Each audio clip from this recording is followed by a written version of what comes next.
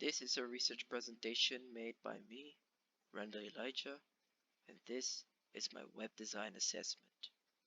Here are the websites I looked up based on my likes and dislikes, with them in this current slide and upcoming slide. What you're seeing here are 5 websites that I've examined and personally like. The reason being that they are visually pleasing, minimal, and most importantly, straight to the point. These are good examples of sites I would use for my website. And here are the 5 websites that I've examined and don't like, simply due to them being less appealing, inconsistent, and in some cases distracting. Though that really does not give me any inspiration out of them. Familiarity versus novelty matrix. The aim of this graph here is to analyze the websites I featured from the previous slides. Based on my observations, the sites featuring pleasing imagery among appealing and consistent text choice tend to be unique, while the sites with average looking text featuring minimal pictures tend to be typical. And with the participants, I've made some common findings.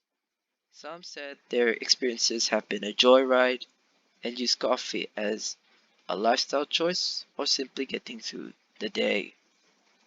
Majority of the participants said they began drinking coffee at a younger age. One example would be in school. Others said they started casual drinking or working in jobs that relate to coffee.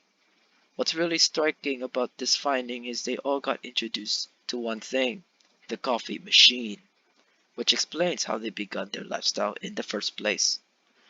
Their preferences are somewhat varied and unique, but one common ground they all share is a balanced, smooth, yet nutty taste, in addition being milk. When it comes to problems they face, a common thing they have is the cost as well as the amount of work being put to understand coffee and live the lifestyle of coffee. However, their lives have gotten better and productive. In addition to that, they've gained skills and made connections with new people. The places where they get their coffee are also somewhat mixed, but they tend to lean in more premium types when they got the chance.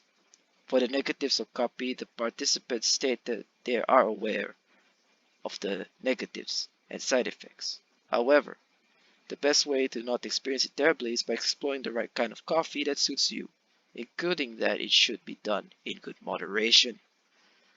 An ideal website they're wishing for, according to them, is a website that explains all things related to coffee. These can be the origins, the unique varieties, the best types, and also recipes.